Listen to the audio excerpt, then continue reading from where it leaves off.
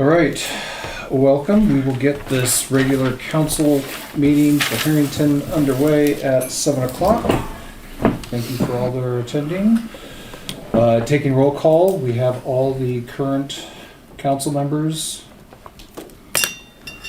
in attendance. Thank you. Would you like to be recognized? Sure. And in the audience, we have David Bedrius is attending as a visitor. Welcome. Welcome. Nice to be here. And with that, let's do pledge of allegiance.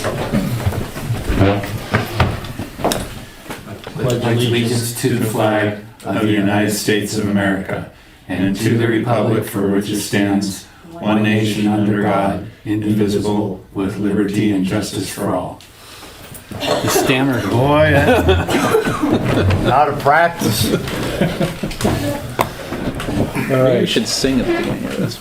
We should sing. You're public. Not. I think we should For maybe sing. later, Mary. but I'm just kind of, the only thing I was curious Start about, thinking. how is the CEO, the code enforcement officer position? Do we have one? Or how's that going? Technically, no. No, okay. We- That's something probably for, Yeah, we can talk about it in public comments if you want Sure. to. Or, yeah. okay. Okay.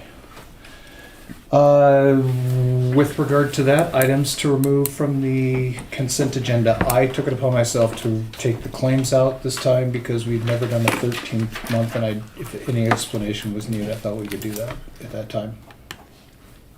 So, anything else need to be taken out? Okay. I have a note of something, but not nothing to take off. Okay. Any additions to the agenda?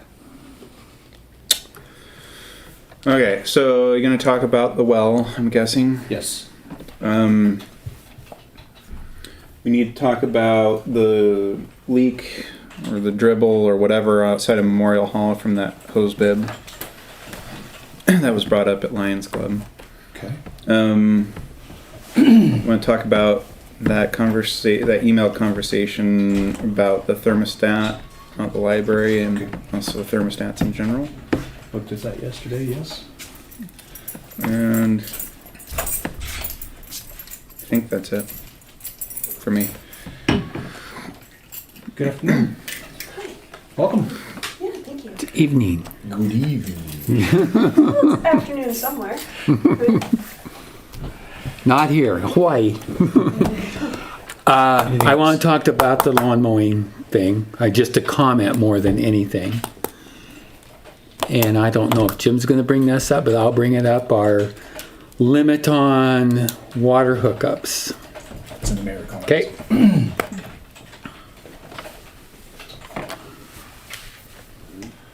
Okay. I don't have anything. Okay. Okay. The water main, engineering for the water main replacement project. As you see, Steve Marsh is not here. So we really don't have anything actually to vote on with regard to this. There have been some changes in that. The loan is actually, that we've had hanging out there was pulled back, like a lot of other funding. We can get it back, but I told everyone that I would bring it up, and I don't know if, I mean, it is an action item, so we can vote on it if you want, but the premise behind this is a $500,000 grant. I'm sorry, check that. It is a $500,000 loan. It is at zero interest, and if we use it, when we have to start paying back, it's paid back in 10 years. But it is basically free money. The $500,000 would pay for the engineering specs to be done for an entire water main replacement, which means every water main, every service line, every meter, and fire hydrants being replaced throughout the city. That would be what would be engineered and basically spec'd out how we're going to do it, when, where, all the rest of that. If we move forward with it,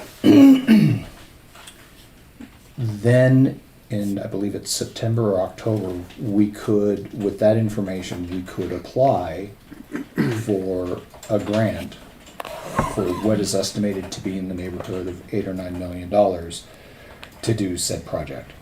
And a lot of times when they do that, they will then take that loan and roll it into the grant. So it's basically gets forgiven. The stressor is not guaranteed. That's traditionally how they do it, but we're in unprecedented times, as we all know, for finances. Not guaranteed that the loan would get rolled into the Correct. grant. So worst case scenario is we could spend money for all this engineering to be done and not get a grant to actually do it, and therefore we wouldn't have a grant to roll that loan into to be forgiven. And so we would be paying on engineering on a system that we Can't even. quite honestly don't have funding or can't afford to do. So can you help me with why we want to do this? Because that's where I'm at a lot. Because, for two reasons. The state knows we don't have $500,000 to pay to have this done. Mm-hmm. The state is also not going to even entertain us approaching them and saying, gee, give us $8 million so we can replace all our water mains. So it's kind of like you got to put the horse in front of the cart without necessarily knowing whether the cart's going to get hitched up or not.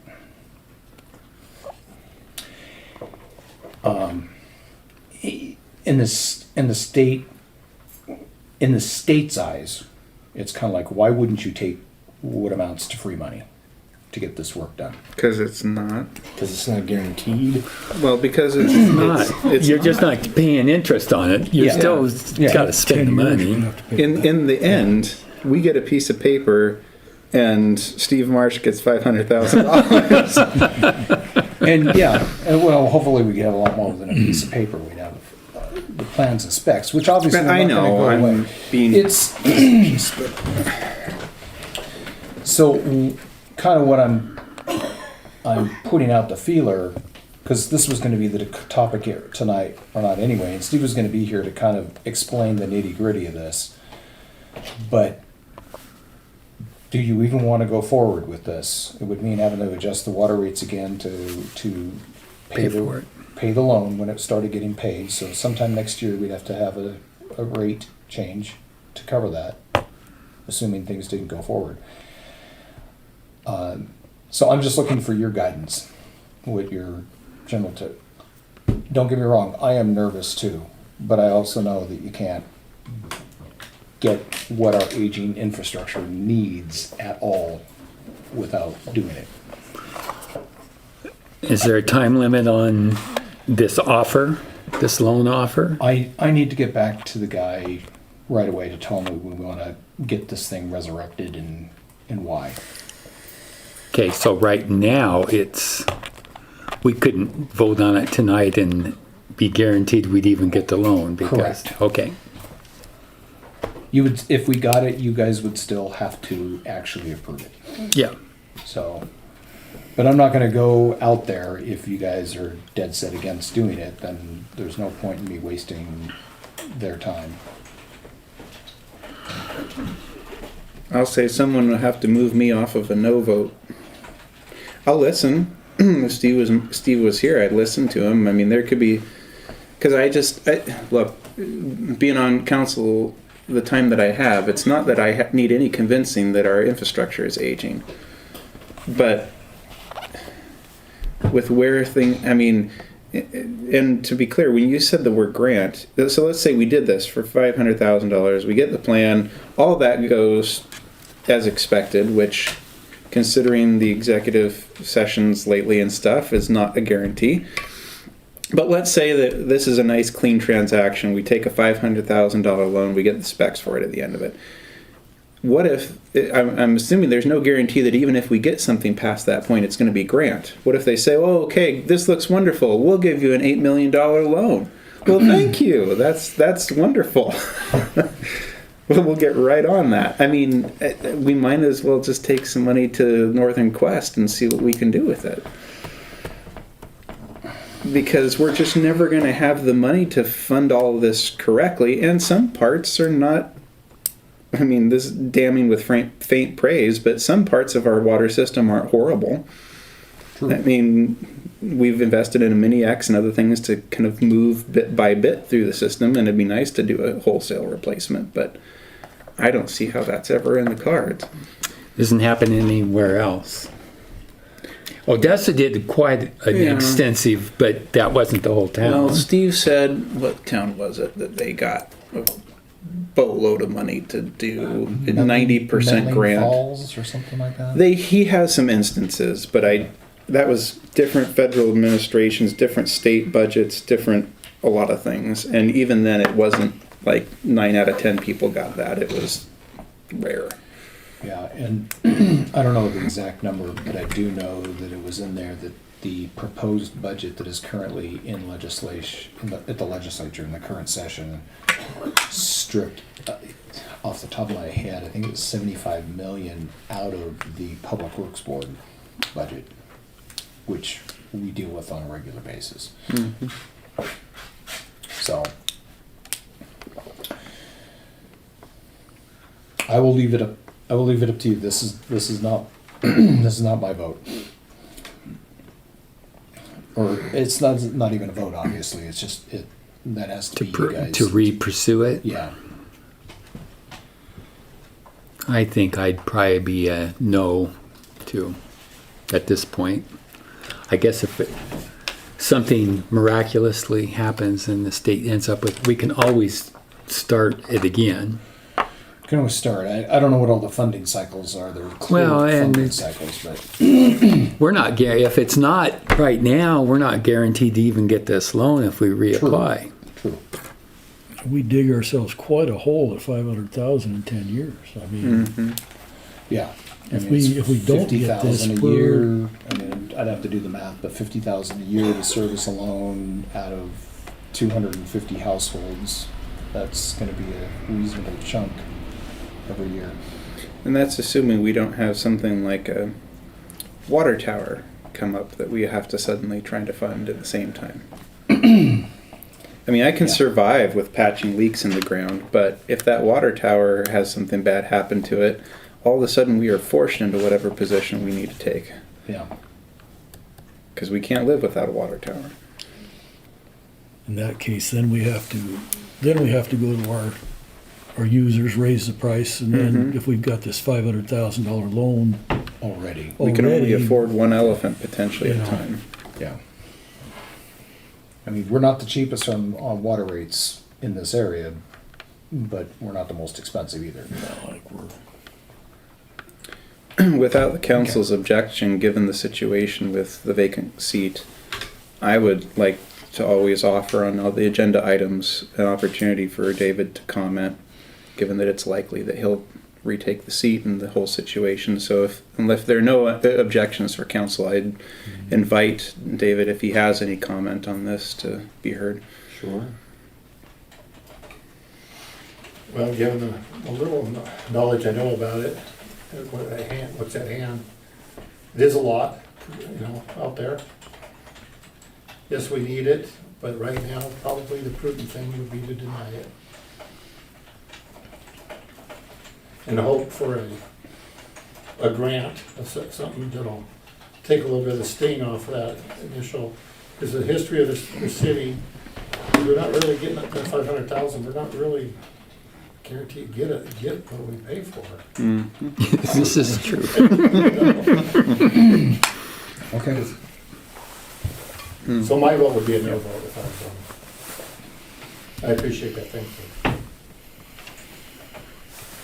Yeah, my feeling is, okay, you get the loan, 500,000, get the engineering plans, and then like you say, there's not even a guarantee that, the $8 million grant would be there. And then, we're stuck with some pretty plans, over. Yeah. It'd probably go bad in 3-4 years until you have to do it all over again. I haven't done anything in a long time with, these grants and this type of thing, but just in my experience, sometimes you know, if we have a water tower failure or something like that, probably emergency funds would be available. Mm-hmm. Where this is basically a pony up and pay for it thing. Yeah. Speaking of Northern Quest, it is a gamble. Yeah. I mean, Yeah. I've never had any luck there. Okay. so to be clear, yeah, I'd have to say, my vote would be no. Okay. That's my feeling also. Okay. Well, then we'll just move on to the next topic unless you guys want. It's a great I don't know thought. how much effort you had to put into it or Cassie, but I thank you guys for your effort. I appreciate that you're finding things for us. I wouldn't want this to be like a stupid idea, but thank you for I pursuing can it. come up with stupid ideas if you want. I've got one in my mind right now. You gotta get in line. Okay. Did you guys have an opportunity, next topic, with regard to Mr. Harmon and Raymond James, did you guys have a chance to look at that? That was just some of the sales slicks and all the rest of it. Yeah. I have, quite honestly, I did a whole bunch of searching. I was like, I need to find somebody to do this. And I spent hours scouring the internet, and individuals or firms with this skill set are few. There are even fewer in Washington State. And quite honestly, the only one that I found, I was like, ooh, look, they've got an office in Tri-Cities, but they don't deal with endowments. It was like a financial firm. So I found one place in Seattle. There's nobody on this side of the mountains. Just out of curiosity, did your search turn up Raymond James? I mean, obviously, we know they do it. My point is, in the way you were searching, did you come across that name in your search, or is some of this maybe a bit of a hidden skill set? I will admit I did not. They did Okay. not come up. But the ones that did say that they were doing endowment management, that's all I found in Washington. Okay. And I did the further snooping. It's all public records, so it's not like I used any super secret tool. But I found it rather amusing that I've actually been in my industry, which is the same as his, just a few more years than he has. He got licensed a couple years after I did. But that means he's been at it for a while. So if he doesn't know his stuff by now, then he would have washed out a long time ago. So do we need a motion to go ahead and let him do this? Basically, yeah. do we Okay, wanna I retain move we- his- Well, my question is, we already had a vote to this effect. What did that Are we- vote lack? Yeah. I felt Because I did verbal gymnastics. I remember trying to figure out how to phrase the stupid thing. But yeah, we had a vote when he was here that night Okay, to say, yeah, or in the back of my head, it had strings attached to it to do this and that and the other thing. So okay, maybe well, that's what- we can reaffirm it. That's fine. I'm just wanting to make sure that are we setting any terms for the retention of his services? Are we committing to anything more at this time than yes, we're interested. Let's talk about it. This is send us over the agreement so we can review it, make sure it's going to do things. And Okay, yeah, I'm fine with that's fine. We can reaffirm it. That's fine. We've done our due diligence now, so there's not as much need for the caveats and stuff that were put in the previous one. You kind of bring me up to date as to what exactly we're doing. Yeah. So this person, what's his first name again? Steve. Steve Harmon works at Raymond James out of Spokane, and one of his areas of expertise is managing investments for endowments. Okay. So what we were talking about is specific to the cemetery endowment fund, to basically give it to him to control the investment aspect of it. We have had it in the state's investment fund, and it was, compared to the market, it was doing fairly well, but now the market is outperforming the state's fund. Well, and prime interest rate is dropping, and the LGIP is largely tied to Yeah. treasuries. So this was basically an opportunity to leverage this sum of money to have it earn more for the city. A little more actively managed, yeah. Yeah. When David and I got on council, for a long time, interest rate was at near zero, and so we have all this endowment money. It's producing literally nothing for us. Well, I'm familiar with the Washington State Investment Board. Yeah, I had my retirement in it until I retired, Yeah. so I think it's safe. there was some of the council, I'll own up to it, it was a little skeptical of all this active management stuff, but David was a big advocate for it. I thank him for bringing it up. And I think, I don't know, anyone else can speak to it, but I think he kind of impressed all of us and surprised. His answers were good. His talk of costs were a little vague because he said it kind of depends on what we think you need, but I think he said no more than 2%, but we'll justify and earn that. Like, we'll present to you why we think we're worth that, and we won't charge that much if we're not earning you more than that. So I think everything that he said resounded to us as being on the up and up, and And for me, what he brought up was some of the the administrative documents, Yeah. what have you, that I don't know if they exist or not. I have a suspicion they don't, and he would kind of get us into compliance along those lines. Now, is this something, we'll have reports monthly, quarterly, so we can kind of watch it? see? Yeah. Okay. and he made the argument that we're more likely to. He made a good point with this, is that with the wealth transfer that's going to be coming generationally, you're better off in maybe wanting to speak to some people for inclusion in wills and everything else. If you say we've got a managed fund, it's being ran by people who know what they're doing, and here's the documentation, and here's all this kind of stuff.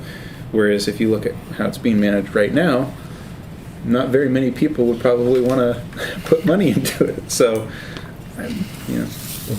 Thanks for bringing me up on that, I appreciate it. So, if we, I didn't, So do I need to move that we go? Yeah, Okay. I'll second it. okay. Okay, so we have a first and a second to retain Raymond James effectively Correct. to manage the cemetery endowment fund. Correct. Any further discussion? All in favor say aye. Aye. 4-0. Thank you. Okay. You guys wanted to talk about well number 1? Well, we'll talk about well number 1, how it pertains to the next topic, which is well number 4. So well number 1 is operational, almost. I shouldn't put it that way. It is operational. After the well, we ran into some problems. So in testing it and making sure that it was ready to go online, the water test's pure, it's coming out great, we've got pressure, volume, we've got everything we need. What we've discovered is that the series of valves and check valves, so once the pump turns off so the water just doesn't drain out of the reservoir back into it, have failed in the past year and a half. And I don't know that they weren't failing anyway, but so, It's me. so Sorry. anyway, I want a horse. so the bottom line is we have some valving and stuff that have to be replaced between the pump and the big gate valve that separates it from the rest of the water system. So But that's a us thing. that's an us thing. Okay. We're currently getting the pricing and availability for the bits and pieces. We may have to do some modifications because we're talking about literally 100-year-old systems that we're replacing. And of course, when we do, there's other things. It's like the water flow meter is literally one where you literally have to watch your watch the second hand and count how many times this thing spins in such and such a time to tell you how much volume is going through it. So that will get updated. And if we're doing this, we're going to get it set up. Like our ultimate goal is to be able to have the two wells be able to coordinate with each other electronically and turn on and off without us having to be there. So we are not quite ready to say that well number 1 is 100% functioning, but we're 98% there. So two things with that. At one point, I had talked with Lance and Ken, and this was in the early stages. They were talking about how they were seeing it draw down quicker. Did that get balanced back out? It still does that. Okay. It draws down. But since they've been running it longer and longer and longer, they've been watching, it draws down to about 40, 45 feet above the impeller, and it's staying there. So basically, And that's at 160 feet. it's at 120 or 160. Yeah, I'll have to look at the spec again, but it's down there. But that's where it's at. So it's holding at a reasonable level, and which is great because it just makes me question what the old well was really doing. So, because that's well below where the former impeller was hanging. But this is moving a lot more volume. It probably is moving a lot more volume. I mean, they're testing it at 225 gallons per minute, which is as much or more than what this is doing. And it's putting about 80 pounds of pressure into the system. And they've got to do some math, since we can't open it up to the rest of the city, they want to do the math to make sure that that volume and that pressure is going to keep the tank filled. So that's where that's at. And the second thing, to the point of the discussion we had last meeting regarding water tests, when you say it's tested clean, have we ran the full suite, including the chemical analysis? It was whatever the DOH, Department of Health, requires that Devon had processed. And it took them about 4 days, so I'm sure it was a pretty large panel of tests that had to be done. We do have quite a comprehensive panel from Anatech, if you want to look at that in the claims folder. Okay, thanks. It's in the December 2025. Okay, I will take a look, thanks. So I was hoping to get those released, but I think we're just a little bit premature to do that. To not take well number 4, to release the well number 4 potential loan. To dig a new well. Right. We were holding on to that. So. Does that hang on forever? Is there a time? No, we realistically, they need some signs of progress by March. So I talked to them last week. They're not worried. They're not concerned. They know exactly what we're doing, and they're thrilled that we're trying to find an alternative to spending $1 million. So they're rooting for us, but they know why we're holding on to it. And I'd still, Creighton, like to meet with the golf course, Yep. if that's a thing. Just a little. Actually, I think the golf course is fine. We probably need, and if you want me to do it, I can, but to talk to the health department to find out what would have to be done to get the golf course well legal for potable water for the city. Right now, it is not. No. I found out one little pearl of information.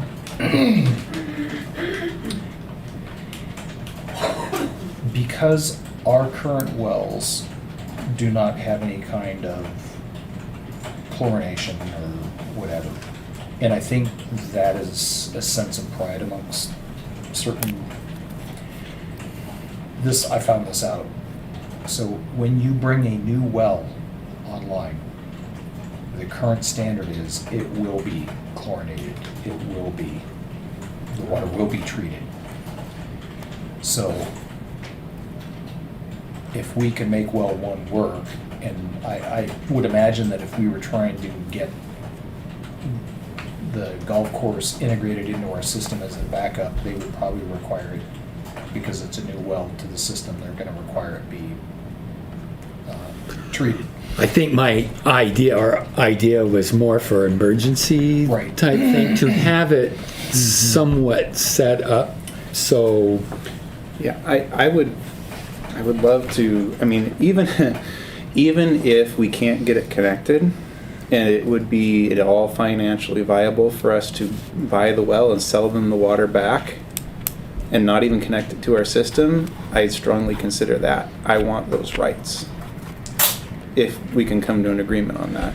Because if an emergency happened, I think it's a lot easier for us to get funding and exceptions and whatever else to lay pipe overground, and like that doesn't feel like a big hurdle to me versus if there ain't no hole in the ground, that's a big hurdle and something that you don't affect quickly. I mean, when we lost the thing under the tracks, with the right idea, we suddenly have PVC pipe going all the which way to get the water where we need to go, but you don't just drill a hole in an emergency. That's my 2 cents. Yes, well, you don't do it in just an emergency. I mean, even if you had all the equipment ready to go, you're still probably talking about 6 weeks to bring it online. And that well is an agricultural well, so it's had chemicals through it. You know, that's something that's gonna have to be addressed, you know. It's had chemicals on the surface going through their piping. Right. I don't think it hasn't had chemicals dumped into the hole. No, but it was right at the well Right. that they were injecting it, so This is the golf course one, yeah. I don't know if they're still doing that or not. I really don't. Whatever you need, Creighton, I just want to see, if nothing else, where does this stop? Yeah, I'll call Kim, and since maybe she's not quite so busy now.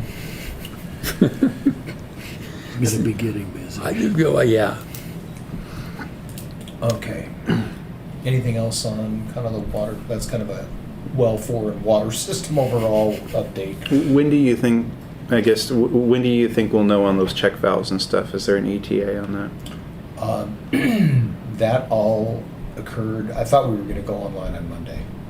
And then that's when I found out that everything wasn't working right, so So we can kick this same agenda item to the next meeting? definitely. Okay. So, yeah, I'd like to have that resolved ASAP. Okay. Okay, next topic is I sent to you guys ordinance number 266. It's an old ordinance, and it basically outlines the requirements of the city for non-licensed, non-highway vehicles running around in the city, from golf carts to scooters. Do we have those going on? Sorry, I have a twitch. So I will say come spring, and even this year during the winter, this has been one of the most common complaints that we get is the motor scooters and what have you running through.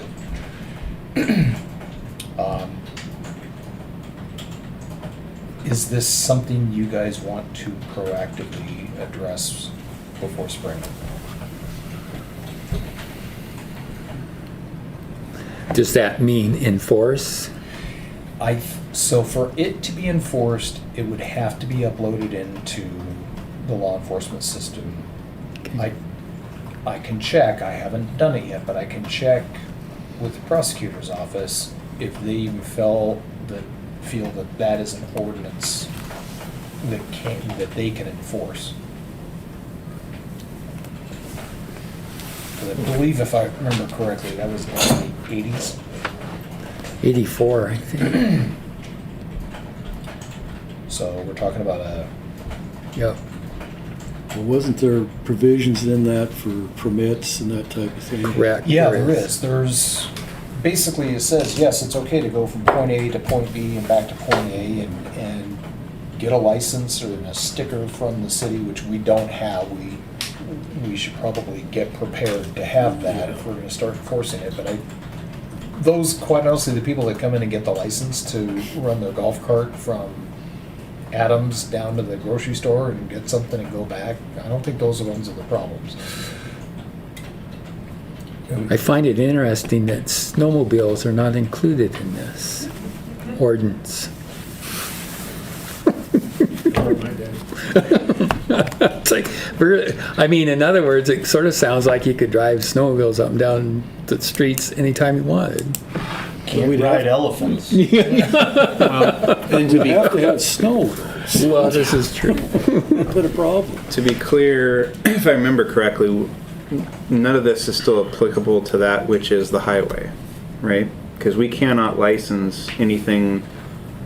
Technically, I think you can cross it at right angles, but you can't go down. We cannot give a sticker that makes someone legal to go down the main street Harrington. Correct.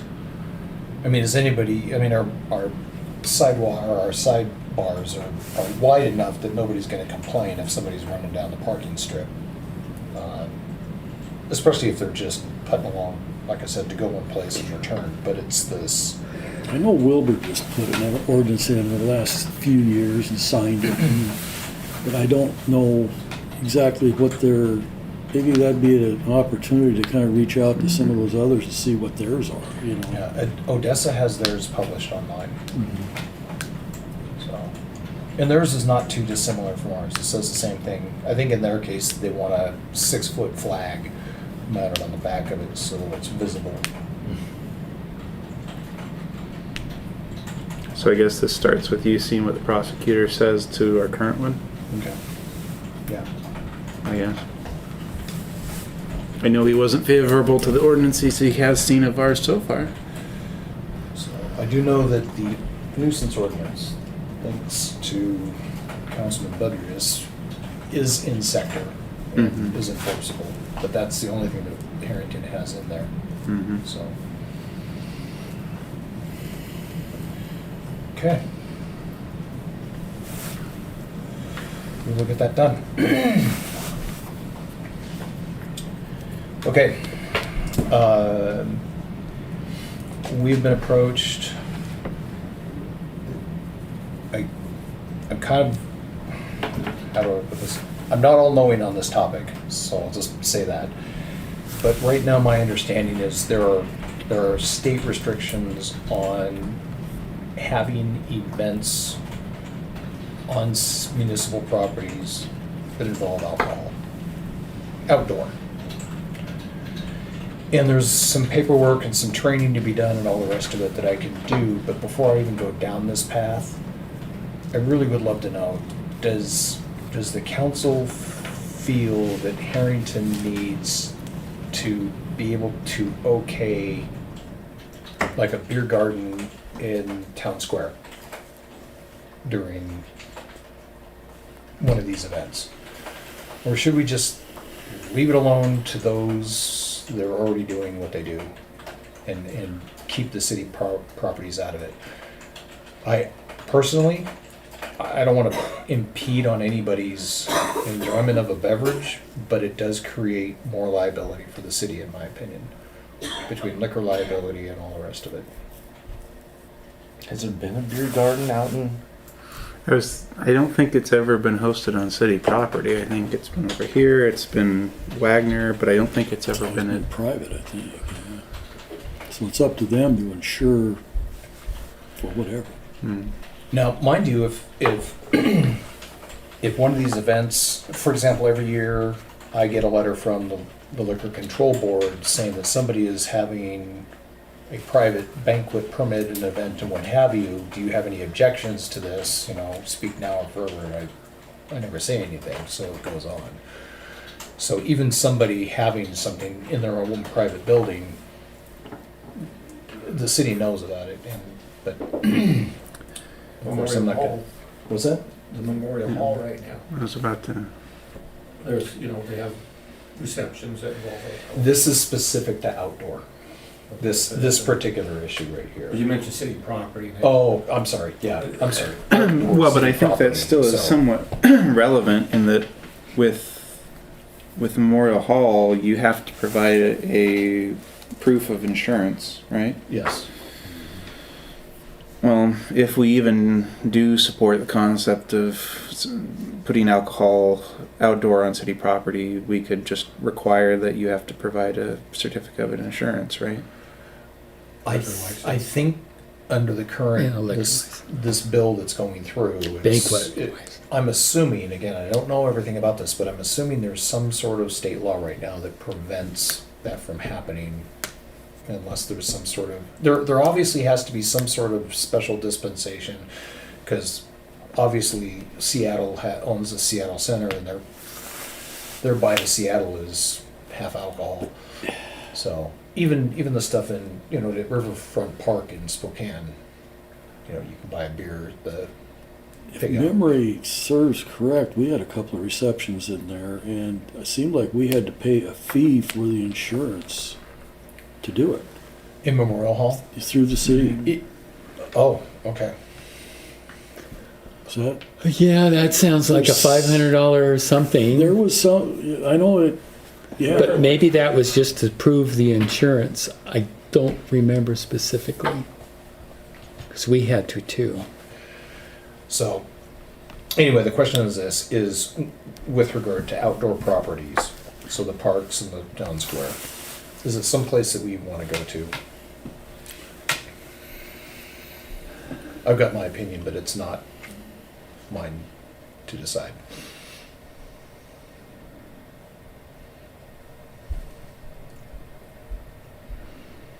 We're not voting on it, yay or nay, it just means, I'd should I take the probably, time to go through this training and all the rest of it, or just spend my time elsewhere?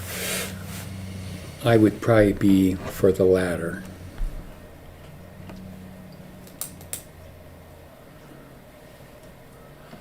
If it's gonna cost us time and money, I'd say the default is no until we have a reason to get to yes. Yeah. Okay. Okay, I'll move on. Thank you. We are at the consent agenda. Move to approve. Second. And that is excluding claims, right? Yes. Yeah. Yeah. Okay, we have a motion to approve the consent agenda with the exception of the claims. Any discussion? Just one point. Took me 5 years to think of this concept, but I was reading through the minutes. Unless there is a legal restriction or a reason why council would be uncomfortable with this, I think it would be good to note in the minutes the number of guests present, even if they don't choose to be recognized. Because it kind of dawned on me when I read through one of them that's like, wait a minute, so if no one chooses to be, if a guest doesn't choose to be recognized, there's no reflection in the minutes that we even had an audience member. And it's less about who, but there are certain times, I think, in which it could be useful to just generally know, was someone sitting in that chair or not. And so we should still recognize by name when they want to recognize, but unless anyone has a reason why we don't want to do this, I think just a number of visitors total would maybe be a good addition. So just a question, if an audience member wants to make a comment, do they have to be recognized in the minutes as David Budrus? Or are they just a guest comments? That is a really good question, and I do not know. I'm inclined to say. Cassie maybe has it. I'll say what I do. I don't know if it's right, but if they have been recognized, I'll call them by name. If they have not and they want to make a comment, I will write a resident or a guest. If they live, obviously, if they live in town, they're a resident. If they're not from town, then a guest to the meeting. I mean, I guess my personal feelings, if you're going to make a comment, you should Well, I tell believe in us some who places- you are. Identify yourself. Yeah. In some places that are really strict, you would not only stand up and say your name, but you rattle off your address. Well, and you sign in before. If you're going to make a Yeah. comment, you sign in Yeah. before. It's just not freewheeling. Right. Yeah. This isn't the witness protection program. It's Harrington. My feeling is we recognize them. I mean, Yeah. I don't see where it's a problem. Okay. Out them. If they feel like, you know, they're being imposed upon, they can say so. But I think it would be beneficial to us to at least have it in our record. And I think sometimes people don't say who they are just because everybody here knows who they are. Yes. Yeah. But I think it would behoove us to have their name in the, I mean, if they don't want to be recognized, that's fine, but I think that kind of takes your public comment away. What do you, I mean, I'm going to ask you a question. Do you have an opinion? Work here, guys. Yeah, I don't know. I put people in the paper, whether they like their name in the paper or not, every week. So I don't know. It doesn't.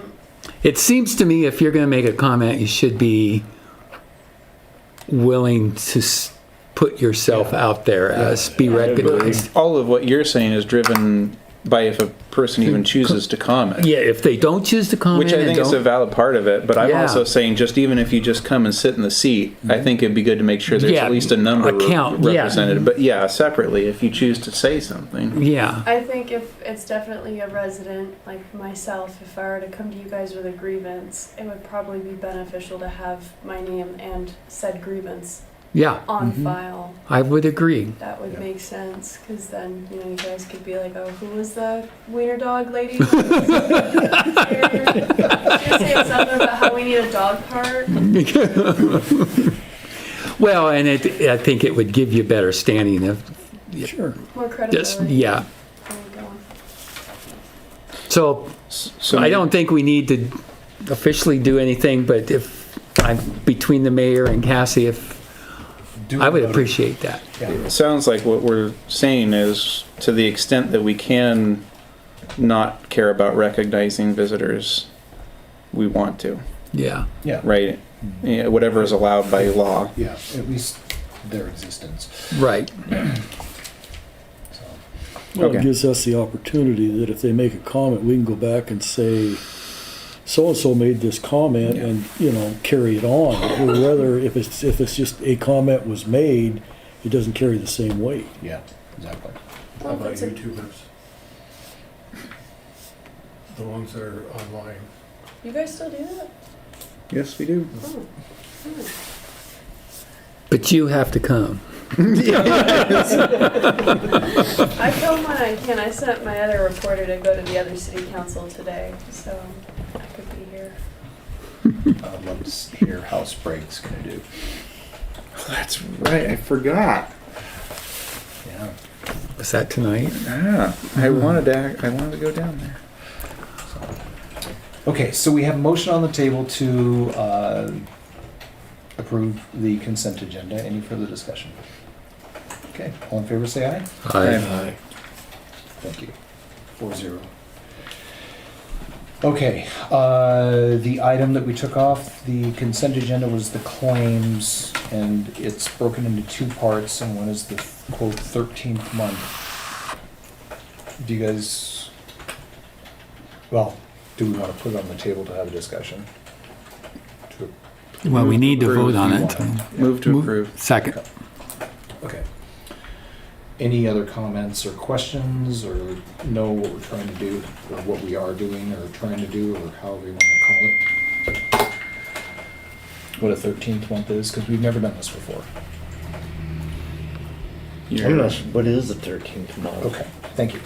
Yeah. Okay, so there's an allowance in the budgeting world, and especially with the state, that says we took charges and we agreed to pay for things in this case 2025, but because we didn't have invoices, or the invoice came in maybe on the 31st and there's no way to get it approved to you, that we have 20 days. Cassie knows a little bit more about this, so I'm just repeating what she taught me. But we basically have the first 20 days of January that we can approve claims in 2026, but they apply to 2025's budget. So that's the quote 13th month. Okay. So it's not any charges that we incurred in these past 20 days. It's stuff that, Yeah, those aren't going on the 2026 register. That's why there's two registers for you to sign tonight. Okay, so. And I assume that irrigators, 64,000, we already paid something Paid to? a deposit. Okay, that's- So that is the remainder. Okay, and it still was like 72 something. Right. And It was that like came in on 84 budget. altogether, and we paid like 19 something for the deposit, and then the 64 is what's remaining. Okay. And that all came in on target. Yeah, I have to relook at it, but it's in line with what I recall, yeah. And all the invoices are uploaded into the OneDrive too, if you wanna look at any of them. Okay. Couple questions I had on the 2026 portion. I guess, well, are we done with 2025? This should be all of, this should be everything. No, I was saying to the council, is there any other, before I move on to 2026, the left side of it? Springbrook, that's for how many seats? 3? 3. Okay. The seats themselves are not expensive, quite honestly. Yeah, there's It's a the base, package yeah. as a whole. And we're gonna kill Rico sometime? Yeah, I think the only thing that we're missing here, and I was gonna talk to you afterwards, is configuring the email address. Oh, I can do that. Yeah. I got in there and I was thinking with it, but I could not get it to test positively, so. I would hope not. You don't have the password for it. To get into it? No, for the email account to send from. No, I do. It's in OneDrive. Oh, in OnePass. Yeah, you're right. It is in OnePass. Never mind. You're right. It Okay. has to do with ports and I know. You and email configurations Yes. have never mixed. Jeez. The MRSC roster. Just remind me. This is the whole thing where we signed we decided to hold ourselves hostage because of the state law that we only can hire off of a certain roster, and we're paying them for their blessed list of overpriced people. So our There you go. our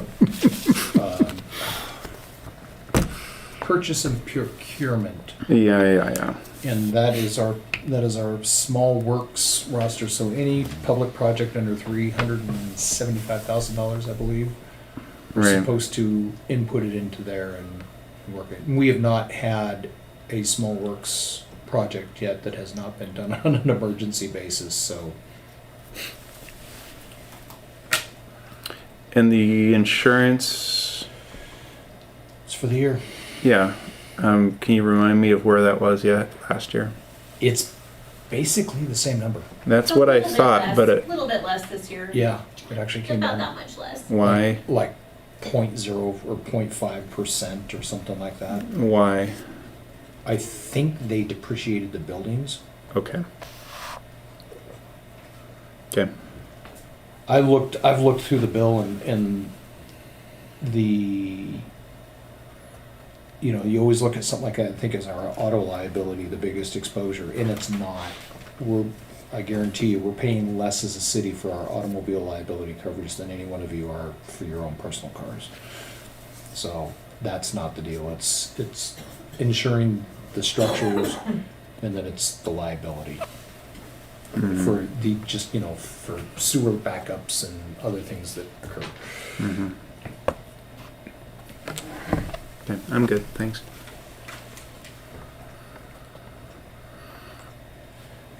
Any other questions?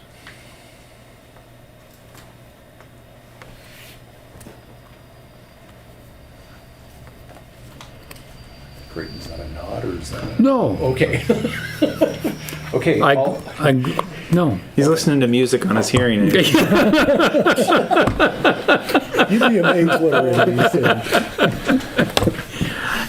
I may be listening to something, but sadly, I can see that happening these days. Okay, all in favor of approving the claims as presented, signify by saying aye. Aye. Thank you. More Jolly Rancher. Okay. Mayor's comments.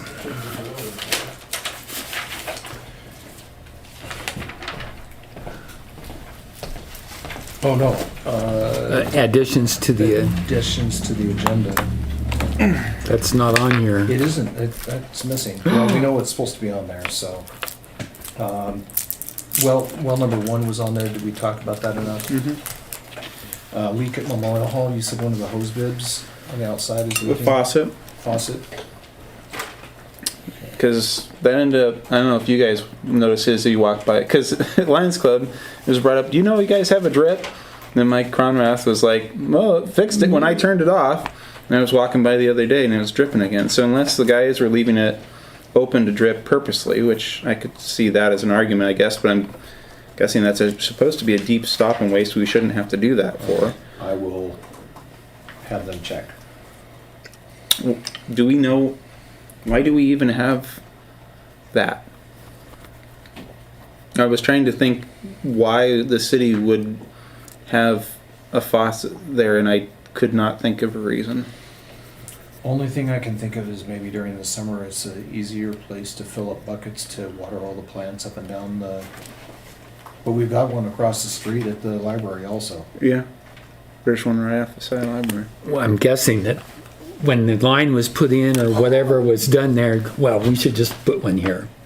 Yeah. But if it's leaking, then we need to figure out what the, Maybe it's dripping on for purpose because it's not a frost freeze. I don't, I will have Public Works take a look at it. Okay. Okay. You wanted to review the thermostat in the library? Well, Alicia had brought that up with me, and just in general, you know, we bought that Ecobee, and as far as I know, we can't install it anywhere because we don't have ground wires in our connectors. It was bought for the Memorial Hall. There's about a dozen different reasons of why it would do good things for us at the Memorial Hall. We could also put it in the library if we wanted to do it there, because they want to, you know, they're trying to take more responsibility for their budgets. They're trying to figure out how do we deal with this big Vista bill, and so they're justifiably saying, well, we need a thermostat that we can control a lot better if we can try and pull these costs down. So I really would like the approval to just please get an electrician, replace both of those control cables, get me a ground, and then I can install the thermostat. The installation of the thermostat is not hard. Pulling a wire is not hard. The biggest thing is, for these different systems, I don't know where to find a reliable ground on these different systems that I'm going to connect the wire to that I can trust without shorting something out. The thermostat in the library, I mean, I looked at it last night. It is programmable. Yes, in a very basic way. Yes.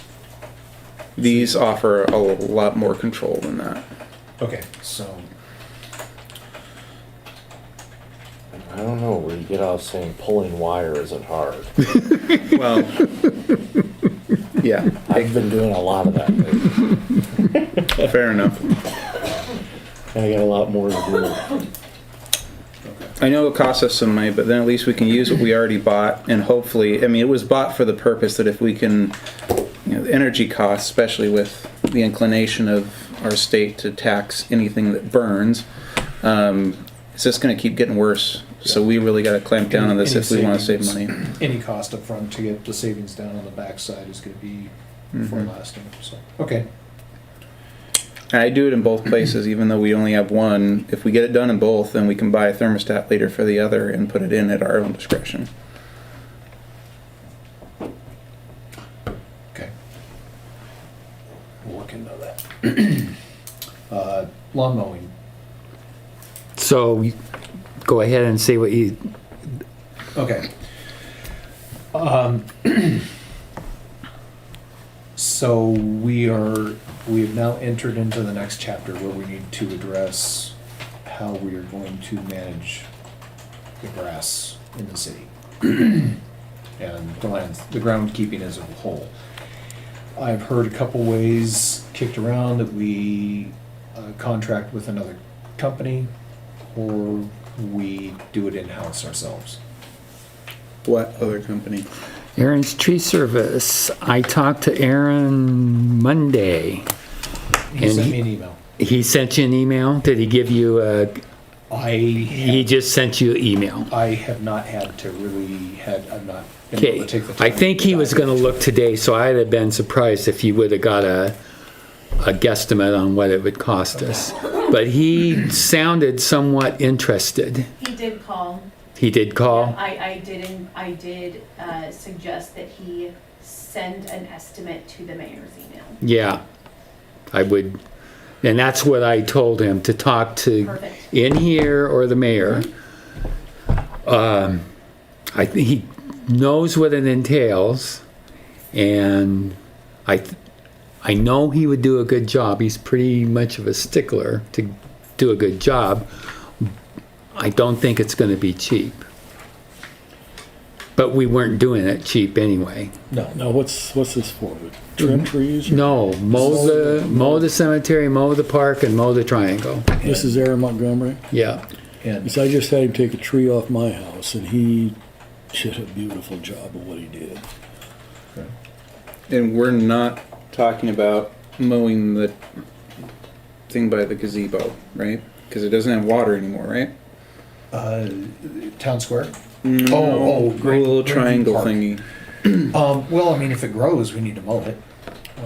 But We just yeah, the have our water- guys the gravel water- it. The water was shut off to water that before I took the mayor's seat, so it has not had water up there for 2 years.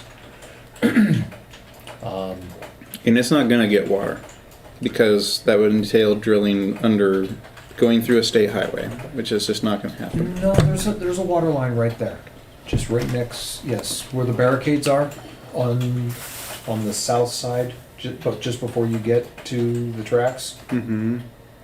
There's a water meter right there, so there's service lines going up to that point. That water meter services the railroad's building Oh, okay. shack over there. So we've got the ability to put water there, but it was. It might be a little bit of a distraction, but my point is, before we would potentially contract for other services, we need to figure out exactly what properties are in play and whether that place is worth spending dollars on from a Right. lawn perspective. So, or like I said, I had it in my head that we were going to do it ourselves. Well, I think that may end up what we're doing, may or may not, but I guess and I've stated this many times, I think I would rather us contract for it than do it ourselves. Okay. Now, I think we need to get into the fact of what are we going to do? I mean, are we going to bag it like it's been bagged before? Are we going to edge around, the He's, headstones? what I told him is he was gonna weed whack around the headstones. I doubt that he would bag it, but I don't know that. And he would also blow off the tombstones. Okay, that was my question, where if they And I don't made it bag it, specific. it's gonna stack up on those headstones. Well, It's staying- I've it's made staying that there. very obvious that's, and he agreed that if That's- I'm gonna do it, I'm gonna Well, make it look That's a good. good point, Yeah, yeah. it either needs to be mulched if it's Yeah. gonna be bagged and mulched frequently so it doesn't get big. Which it's big right now. That first time over, this time's gonna be a mess. Okay. At least the cemetery is. So I'm in agreement with Jim that whatever we decide to do, we need to get on it because it's gonna be on top of us before and,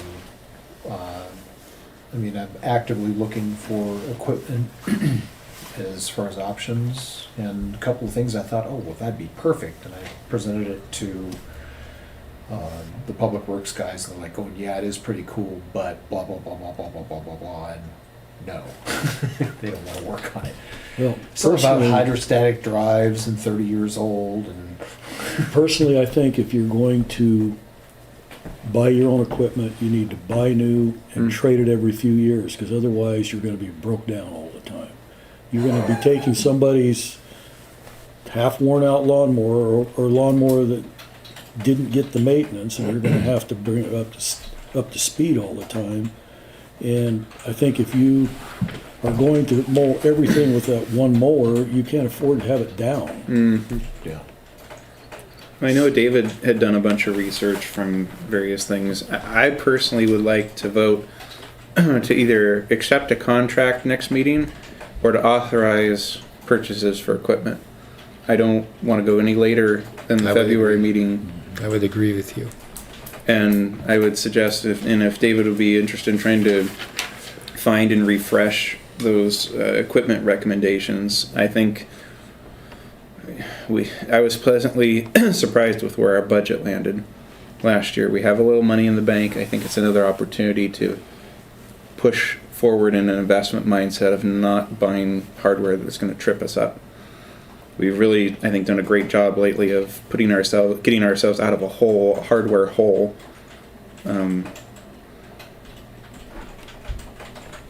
Not inherently opposed to use things. The vac truck was used, but Mini X was used. But in general, I don't think we can try and scrimp too many dollars out of this and come out ahead.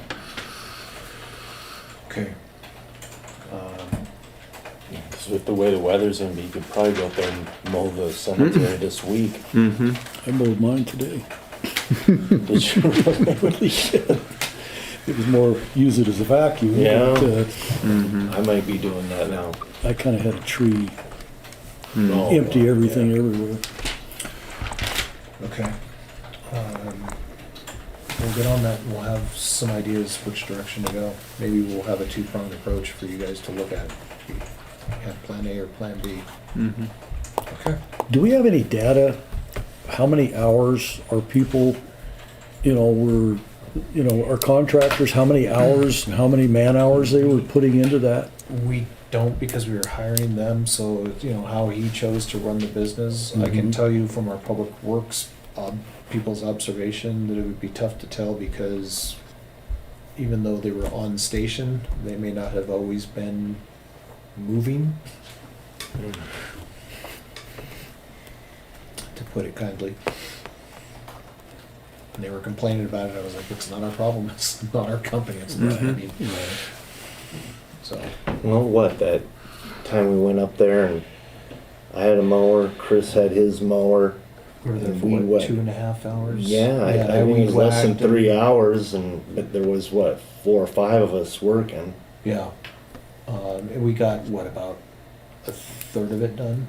Just kind of the center to just hit the highlights? Because we were just trying to get it cleaned up for. Because you didn't weed whack No, I took a weed weed whacker and I went around some a stuff. lot. Okay. Yeah.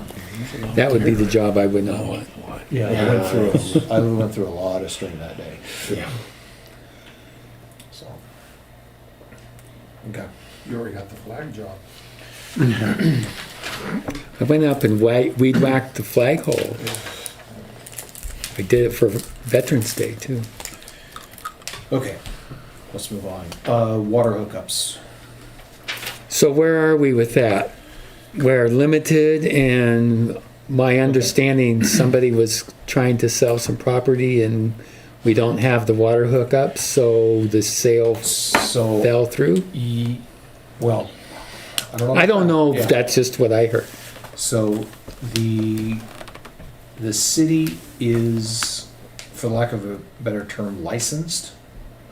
We are allowed 260 connections by the Department of Health to our water system. At some point in time, that was what they said. We had the capacity to service with our water system.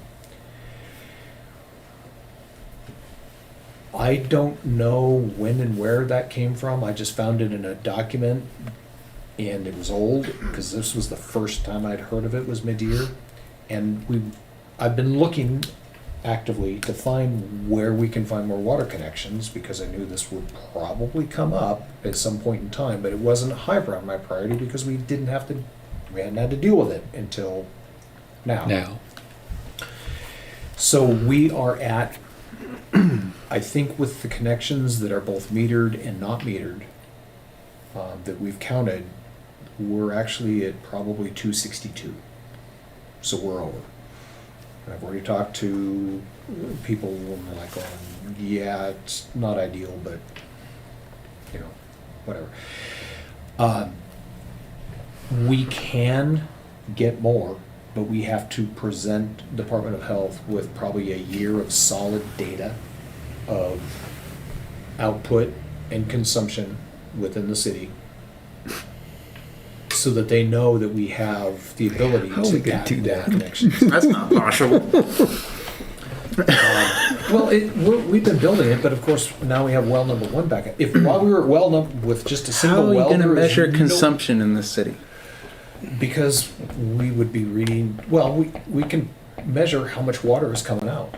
We do track how many gallons is coming out of the hole. But that isn't tracking consumption. Yeah. No. I mean, depending on how you want to define a leak. Well, your household, you know that goes down the pipe, but your irrigation doesn't, so. Yeah, well, I mean, if it's metered, we're doing it, and if it's not metered, I mean, let's face it, the places that are not metered here are not using significant amounts of money, or I mean, of water. So, I guess but the my, bottom line is we can make certain assumptions, but you're right, we have to be able to, realistically, they want to see us have a meter on every connection, which we are striving to. We've picked up some, this building is an example, it did not, and now it does. But they're gonna require data. That's one way to get more connections if we can show that we have the capacity to serve them. And- Or, the other option is to find places that have more than one connection Mm-hmm. and basically combine them onto one. The school is the most obvious and clear suspect. They've got 5 separate water meters, and if we could get them combined, we potentially could get 3 or 4 depending on where it is, where they are. It's just a matter, we'd have to have it coming into one place, and then from on the other side of the meter, it'd have to be branching out to all their other places. And they'd have to have an incentive of why they'd want to do I that. guess my question is, of these 260 hookups, are we billing 260 hookups? Well, I mean, are we generating income from these 260 hookups? I believe we are. For example, I know that we're sending out about 250 bills, but some of them are being billed multiple spots, like Nutrien and the school and what have you, where they've. It's So a you one billed bill. twice? I just billed once. Just once, but 2 hookups. 2 meters, right? Mhm. 2 Yeah, meters. you do count for 2 meters, so you're not being billed for the second one. Meter I, hall. I get billed. I get billed for something. Well, So, and I agree. What this week has brought to light is, I would like to aggressively go through and find every single water connection, metered or not, in this city.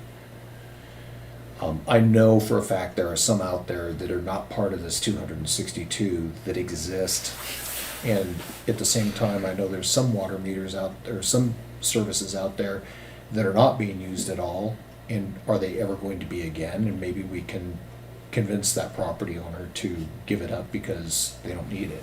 So we're trying to, I want to juggle around and find out what's there and what's not there and see if we can, A, bill for those that are missing, and 2, claim back what we can. There's one property in particular I made a run at last summer, and it's not gonna happen, so back to the drawing board. So these ones that aren't using any water, we're still billing them though, correct?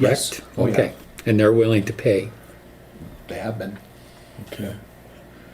Now, Yeah. say we could ask people that have obsolete buildings or whatever, that they aren't using them, could we take, say a building is not being used, they decide that we're not going to use it, we'll give up that hookup.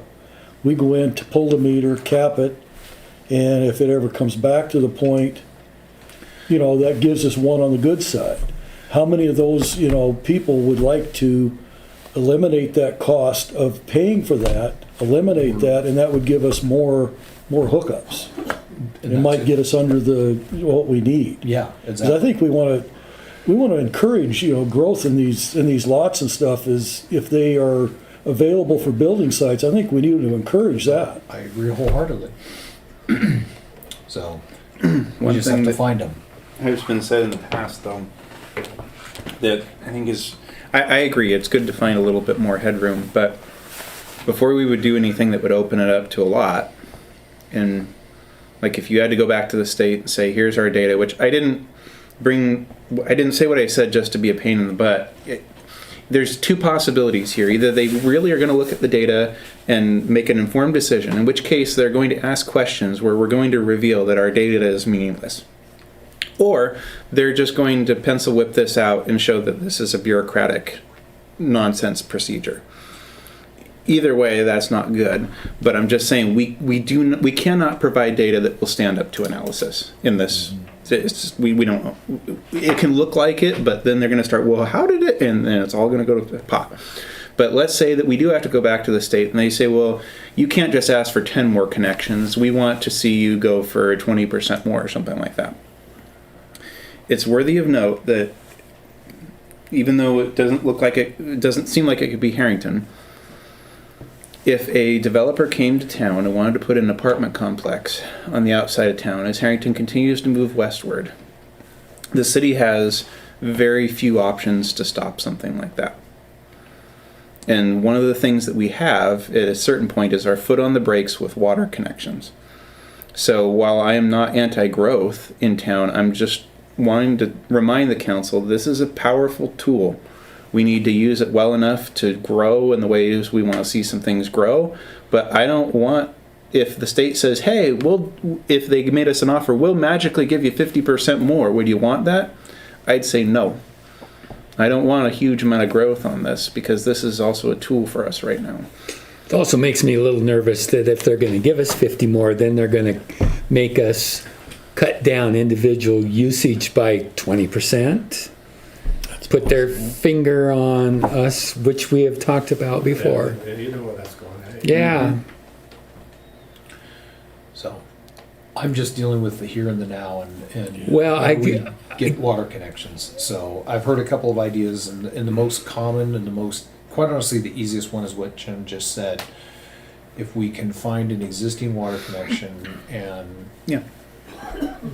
basically get it back out of the city, you know. Well, I agree with Stephen. Before we, go for a big increase, we need to really think of this. Well, yeah, because I think we need to be Our realistic. infrastructure is going to have to expand with it, Yeah. I mean, I know of one person who would like to have another connection, but it's to water his orchard. So, but it's still a water connection. But you're right. I mean, I don't know that somebody can put in an apartment without violating some of our zoning requirements, but there's nothing, the property in question, there's nothing that prevents them Isn't putting in a that up duplex. there in residential 2 over across the? I'd have to look at the zoning map. Most of this side of the city is R2. Right, so I could buy a bunch of land up there and say, okay, city, connect me.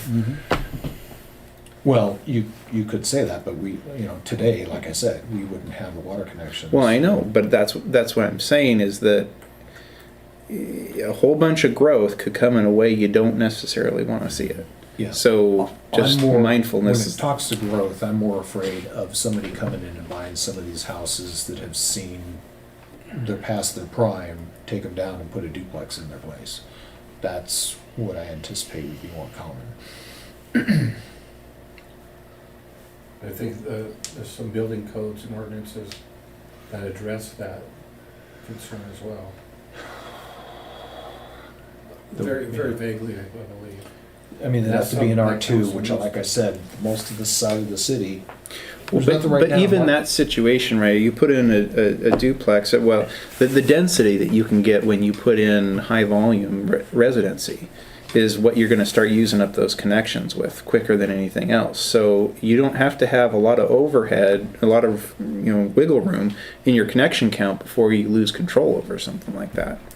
Well, a duplex would be 2 hookups, right? A duplex, yeah. But or if you did something, quadruplex yeah. or whatever, Is it is going to increase that number of. Is it a townhome, which is basically just 2 homes that share a common wall, or is it? An apartment is it- building could is be it a one duplex? hookup, but it might be a 6-inch hookup. That's what You I'm. know, And then think we of do- the apartments that started as Yeah. the Lions Club apartments down Yeah. there. I mean, that's One hookup, I'm assuming. No. Is it, there's a hookup for each apartment? Where they all count as this. Well, they're separate, but it's one hookup, but if I remember correctly, there is a calculation that we have to do because it's separate residencies that they count.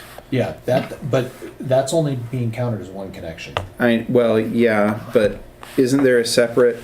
Yes, they're There's not an paying a acronym. one connection fee. EURs? They're paying a Yes. A what? multi-unit. EUR, I think. Yeah, there's It's another MUE, limit that ERUs or something. ERUs. Yeah, I forget what it something residential unit. Mm-hmm. Yeah. There's another type of limit that it gets counted. Yeah. Yeah. So yes, from what they're paying for the correct share. Mhm. But on our tally count, it's one. It's one. Okay. But ERUs have separate limits when they evaluate our water system. All of those separate apartments count separately in other calculations. From that point of view, yes. Yes. I'm just Maybe just not focused for on this water hookup thing, connections. but in terms of zooming out just a little bit and talking about managing X number of taps, that is another. There are other calculations that we need to manage as a whole thing in terms of keeping an eye on all that. Because one water connection, I mean, if you have an inch pipe and you barely ever, I mean, here's an example for the distillery. It's a 2-inch pipe, right? correct.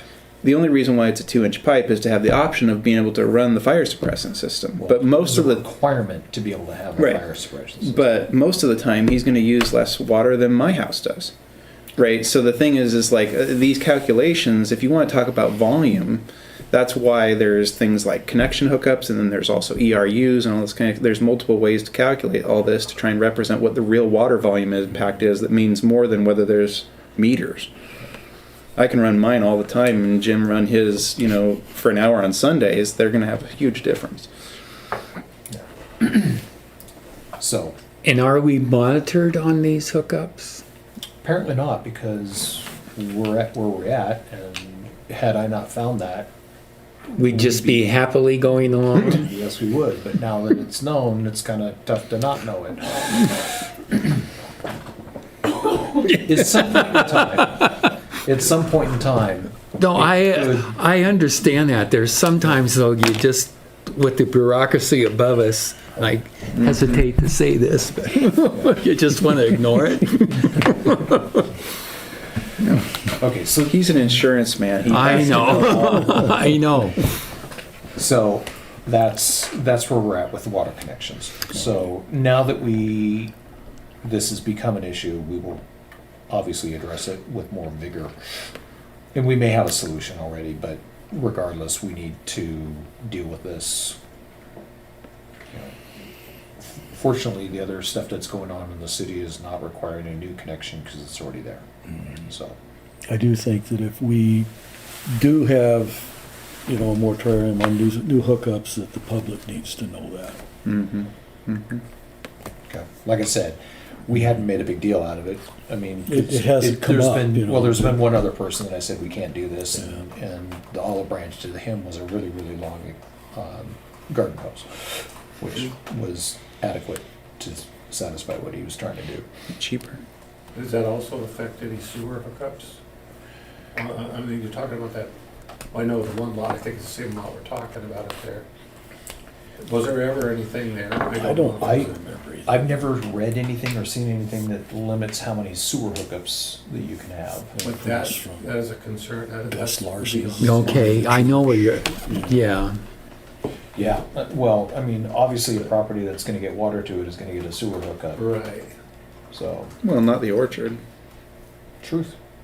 Well, I know of one other building here, well, a couple other Not the buildings cemetery. that have Oh, for water development. service that, it's just going to an outdoor spigot to Mhm. water the property. There's no plumbing, so. How many hookups are you gonna need in this property you're buying up here? I ain't doing it.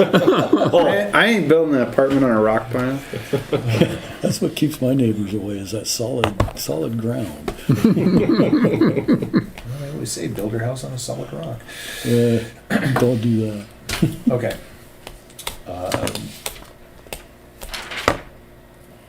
That's all I had for additions. we'll go into the next fun stuff, because we've hit on a couple of the stuff that we're gonna be the mayor's contract. On a positive note, the city is going to hopefully be nominating a student for a scholarship from AWC.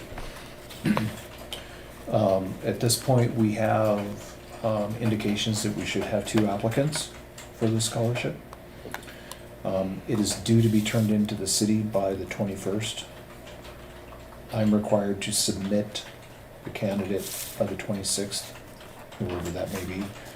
So on next week, on Thursday or Friday, if you guys have a moment and can come in and look at these applications, I would appreciate your input. So, I don't know why, but this always sneaks up on us in the last minute. But at least we got a week notice this time. It's not the last bloody minute. So, okay. Talk about that. Wastewater treatment plant.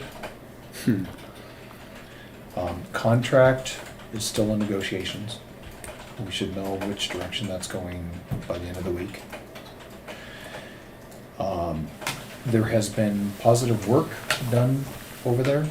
So the gravel filter, which has largely been limping along, has been repaired, fixed, and is operational By us. by us. Wow, Yes. awesome. So, there's a couple of other little things that have been done that are positive. But the biggest thing is that's still in motion, but it is in motion. So, that's a good thing. One area,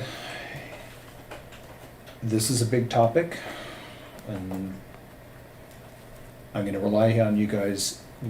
One other area that this office has always had trouble with every single year, because, and this is again, because the state is getting more and more strict about their requirements for shutting down the road for different events. The city does not currently have any standards, criteria, requirements on, it's just been done by Heritage and which is fine, but the problem is the state's gone in a different direction and their signage requirements are huge. And we flat out do not have the signs that they require to shut down the road correctly. I would like to see us come up with guidelines on what's required to hold an event in the city that involves shutting down the road. And there's a bunch of different options. The biggest thing is the signage package. Do we buy it? Did they buy it? Is it rented by the event? You know, National Barricade comes out and delivers a package. And the other option could be we stop, because some other cities have had to do this, where they stop using the highway to close it down, and they basically move these events off the highway. And quite honestly, that's probably the most economic way that Harrington could do it for all parties. I think that's what Reardon did. They moved over. So That's what Wilbur did I too. was gonna say, I think I heard Wilbur had to move it off the parade and everything off the deal, so. So it's I'm not, obviously we can't vote or do any, I'm planting the seed that this is something that we need to do. In addition to that, I mean, there's other things, it's like, what are the insurance requirements for having something like this? We haven't had to worry about that because the state requires, you know, these events to have insurance in place, so we've just kind of let that run, haven't addressed that. When is the paperwork turned in? I'm sorry, but having the paperwork turned in and approved 3 days before an event is scheduled to happen is really not okay. And then just overall the communication and who's approving what and who's doing what, and it's just been haphazard, and quite honestly, I'm just kind of tired of winging it and feeling cornered in because I don't have anywhere to go and I've got nothing to reference to give a guideline. So, we'll bring it up again, but this is something that I'm trying to address during the office. And I'm trying to address it so that everybody, every organization that's doing this, we shut down the roads, 4 times a year? That we can have a consistent way that this is done every single time. Do you want a sign plan for the city? I want it, I would like to have one like on file so that it can be done. The state actually, for the closing the highway, they've got a pretty easy template. They kind of show which signs go to do what kind of intersections but I mean, there's technically requirements to put up 2 weeks ahead of time, notices in advance. I used to have to approve these parades and stuff. It was part of my job. And at that time, they kind of let things go, but they have gotten so much stricter on all of the requirements. Any of these construction programs, the traffic office in Spokane will put a comprehensive plan together that designates what signs go where. And I think we could probably reach out to them and they would design a plan for our detour and tell us what we need. Yeah, because it's different, sometimes it's just around here and back up Sherlock, and the rest of it's around But the whole there's city. still your Yeah, and right now they're MUTCD, Yeah. your municipal code has requirements of what you have to do to detour, and you can do it on an emergency type thing. Just for example, Highway 2, if we get an accident between Bennett Road and Davenport, we would take them off at Bennett over the old highway and in. But we had signs that had to be, even on an emergency type thing, that had to be up to standards, up to the size, and done even with just flaggers. So it's not something you just nail something to a stop sign and.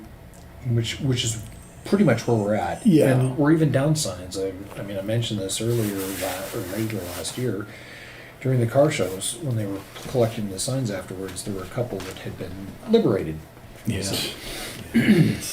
So Well, I don't mean to volunteer a new councilman, but because I don't know anything about this, and I don't know the people, and I don't know what it's been, and it'd be a lot to get up to speed on.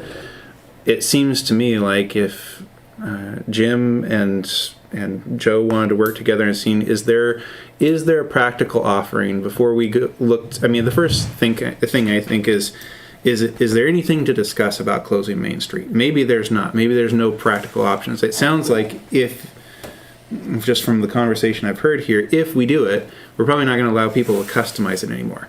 Saying, if we close Main Street, there's one plan. That's all you get. You mean third? Yeah. Okay. Thank you. Yeah. Because this is main, because that's what I was thinking. If we had to move off the highway, We'd move that's on our Main Street. alternative. Yeah. Yeah, but that would be the thing, I think, is that you say that we only offer one closure type. If it's not what you want, too bad, because we're not going to create variants of plans for all this kind of stuff and let you say, well, I want it this one. Well, then that requires another sign that we don't have, or da-da-da-da-da. So if Another comprehensive plan. Yeah. For each event is what it would be. It really would, because Yeah. I think the car show is unique to the fall festival. Fall Festival, we're closing the highway in 2 different places. Right. The June event, which I'm hearing maybe move to July. That seems like that's what didn't they? Country Vintage Yeah, Fair I was- think they said that at Chamber that it was Yeah, going to be I enjoyed. didn't make it to Chamber, but I heard that, and I guess one of the reasons why, justifiably, is the weather is hit or miss most of those times. It's been traditionally Father's Day weekend, but anyway, that closure kind of mirrors the one that we do in October for the Halloween thing. Now, mind you, that one's only for like 2 hours, 2.5 hours, but it's the same section of road that gets closed. So we hypothetically need 3 separate plans. And the Fall Festival, because we open it up halfway through, is almost like it needs two within itself. Well, but can't you, does the type of event inherently, if you just say we'll only do a closure from this street to this street, like can't we force these organizations into a template? Because I think the alternative is likely, if we can't find something that's practical, we're going to say none at all. And I think there's a lot of organizations that still want to see the parade go down Main Street, the 3rd Street and all that kind of stuff. So if there is anything worth exploring, the pain everyone's going to have to bear is this is the template. I'm not trying to shut anything I down. know, yeah, I know. Merchants in this town would rise up with their pitchforks and I know. torches and come after me, so. I'm just saying, I feel like I need some recommendation from someone smarter than I. This is kind of like if we were deciding a tech thing and the rest of you are saying, well, how do you want to vote on it? People would be saying, well, Steven, what do you think? Well, Jim has that level of experience with this. I'd also would like to know what renting the signs from National Barricade. Yeah. Well, and To- if they put a plan together, then it will give you a list of so many of these, so many of those, and you just take it up there and here's what we got, you know. And they will I've give never you, dealt with them before, and in my Yeah. head, I'm thinking, well, they probably have somebody that says, this is my event, this is what it looks like, and they have somebody whip it out. Okay, then I might just reach out to them directly and just find out. It's like, oh, yeah, you're gonna have an event, it's And then you X charge number the- of dollars. You charge, Well, not the I don't city, want- you charge the. Yeah, the Or we they're look paying them or we directly. look at the cost, you know, is prohibitive, you know. Yeah. Yeah. To do it correctly.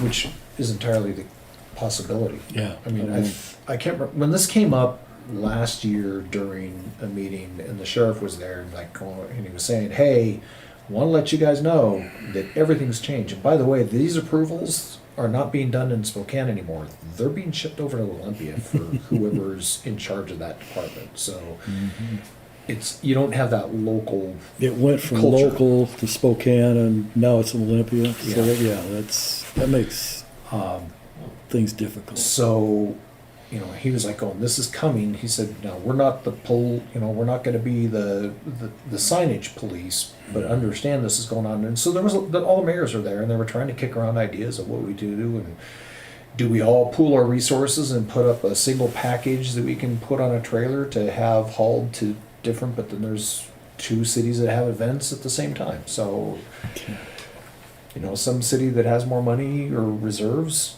just went off and got their own, and others don't. I drove through the middle of Deutsches Fest last year, and I was just like, how are they not closing this road down?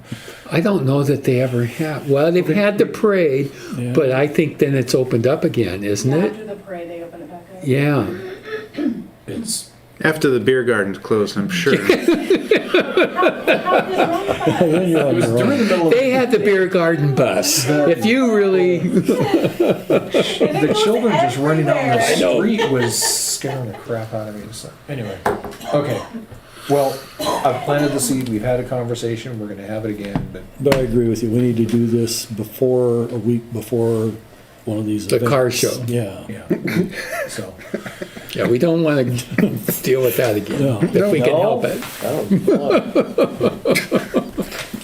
Hey, you're pro tem, so be careful. If Joe gets sick. So, and on that note, next council meeting, I would like to, like we talked about, Committees. reestablish committees, people on committees, and then I would like to have every council meeting have a block of time to give updates. So there's some accountability to what may or may not be going on. And we'll seat at the beginning of that meeting. What's that? We'll seat at the beginning of that meeting. Yes, yes, we have at least one person, so we will definitely have that seat filled as one of the first agenda items. So, Okay. and we'll take it from there. Okay. Any public comments? I was the code enforcement officer, but Oh, yeah. I don't know if that meant, that's, it's in the works with you, and I know it's a heck of a job. We've been doing it internally, Right. and Public Works is kind of keeping their eye off, but I will confess, I as mayor have a number of letters that need to go out to different people for different issues, but Lewis is in regards, I talked with Clerk here about a week ago, in regards to this, just certainly on the location is on Sherlock and Fourth, the Bly apartments up there. I don't know how many people are living there, but now they're parking out in the street, right next to the stop sign. And that is already an intersection there that gets a lot of truck traffic with the elevator now, but I know myself, I use that on a daily basis. And there's obstruction there, you put more stuff there. I just like, who do you contact about that to get a handle on it before it gets out of hand, is what I'm saying. It's right up here on the corner, it's on the corner, right there, Fourth. the apartment. Sherlock and Fourth, Yeah, the two apartment buildings that are side by side. and it's not there every day, and it looks like a newer car. And I don't know if there's extenuating circumstances about it, but, but I'm going, come on, people, I've been We, on that street my whole life, but I mean, you start adding more stuff here. we can reach out to the property owners and just give them a heads up that I talked to Tony Hamilton about it today. The semis can't make that corner when that car is parked there. And he's got grooves where the semi-trailers have gone into his lawn. And I believe taking his sprinklers out. And he was going to go talk to the owner of that car. So I don't know where it went. You know. I haven't, but you know, there's other places in town, and we do have ordinances addressing that, that's allowed on, that's still, I believe, city property, a lot of it is, of how many, you can't have 5 cars for one residence there, I mean, you're allowed, yeah, you got, it's, but, you know, just trying to be decent with everybody and not, you know, lay the hammer on them, but if you kind of just, well, blind eye, you know, throw caution in the wind, it just perpetuates itself, and then all of a sudden, you have enough, and then there's a big row about, you know, going and attacking it, and it's harder to deal with it, but. Have we looked into our ordinances? I believe anything that's parked on city property is supposed to be licensed and insured, isn't it? That's true too. Otherwise that would fall under. Current license and insurance. A nuisance vehicle. Which brings up another thing. We promised last year when we went through all the ordinances, we'd do this annually. So we need to set, if I remember right, it was like April or May we did that, April maybe? It's fairly early, yeah, Yeah. but, yeah. I actually read them all, And- or most of them. I've still Kind of hurt my head. what you think needs to be updated. So, yeah, my goal had been to like bring one to the table every council meeting to talk With an about. action item listed to it, in case we want to strike it. Yeah. Because some of them, that's what needs to happen. But, you know, I probably get comments from the public at a 5-to-1 rate about enforcement. And it just kind of brought something up because though David certainly heard this from me enough times, I don't like our employees doing the enforcement work, really. I mean, it's what we've had to do, and so I'm okay with it. But when a person comes and sees our clerk, I want them to see a clerk. I don't want them to see the person that tried to push them to deal with their truck situation and our public works employees. Like, I want them to be able to do their job in terms of their job instead of having it be tainted by these other things. So to that end, maybe I would recommend, or maybe someone has an objection to this, let's put an ad in the advertiser or the paper, one of the two or both, at least every year, if not every half year, that it's open, and say, if you're interested in the code enforcement position, come talk to us, negotiable rates. Because I think it kind of depends on our faith in the person and what have you. I don't know that we can set a stipend ahead of time with it, but just to invite the public, because I think part of it is put up or shut up, because there's a lot of people like, well, we're going to do enforcement. It's like, well, yeah, we have a mayor, but he also is not a full-time mayor. He's not paid as a full-time mayor. Like, someone has to be justified to do this job. So if you want to do it so much, person X, maybe you should come in. And I think we don't get the opportunity to speak to everybody. Yeah. Last I checked, there was a set amount that we paid the code enforcement person on a monthly basis, which ain't much. There We could is. pay him per enforcement. That way, And that's what I'm saying. All this is negotiable. Please That commiserate with. Yes. everybody knows that. This could be a They good operate rich on a commission scale. I'm retired. Jim's retired. I'm just saying there are people, and I'm not thinking of faces as much as just reputations and knowing who the person is, that if they walk through the door and said, "I do it, but I want X," I'd probably find a way to make X happen. And so, yeah, I'm sure we have a set fee on that's not much right now, but I know there's a huge appetite in this city to get enforcement under control. And I've told people, and I mean it, we've tried it. David's tried it. We had Andy Mankey in here. It ain't easy. And it's not about the part over here. It's about the legalities and who's going to prosecute it and how do you write it. And the state changes things. So it ain't easy. I don't care who you have walk in here. But that being said, we can do more if there's a person who's a little bit more devoted to it and has a passion for it, and I want to do more to try and find that person, is the thought behind this. And Andy Mackey was instrumental in getting us into sector. Yeah. Because they did a wonderful job at the time. He was police chief there. They had this problem in Reardon.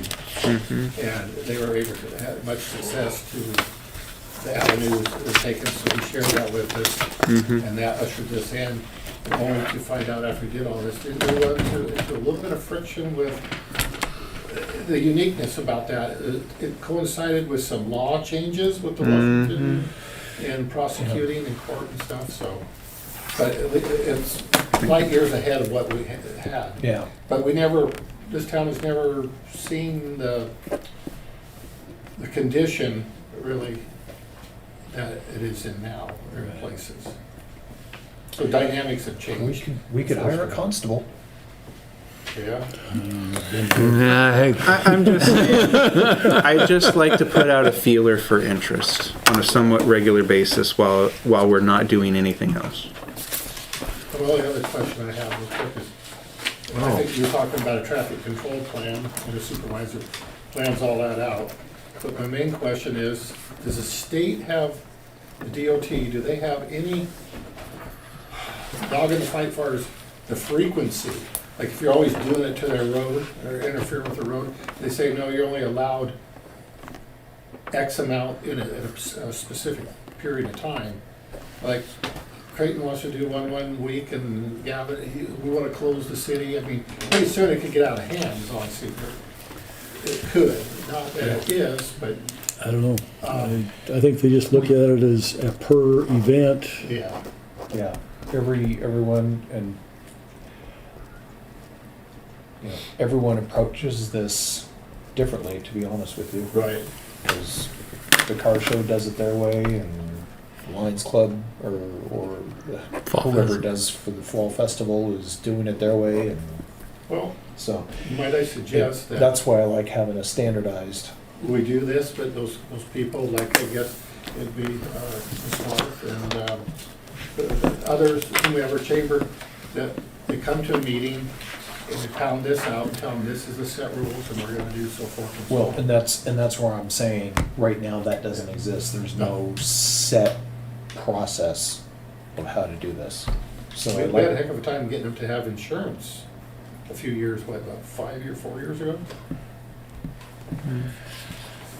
So- yeah, like I said, we've not had to worry about that because that's a state requirement to close the road. So. But we also closed, we had a issue with the fire department, blocking the fire department. Oh, that 4 was- years ago. Oh yeah, and they were parking in front of the fire department. Yeah. We do have some, we have a dog, the city has a dog in the fight for some of the property around here. Yeah, wasn't that just the one time though that they were closing down is that road it was for the country fair, if I remember right. Yeah, country. Yeah. They were doing cornhole, Yeah. but the fire engines can run over that. Okay, I move we adjourn. Second. all right. First and second, all in favor say aye. Aye. 8:49, thank you, gentlemen.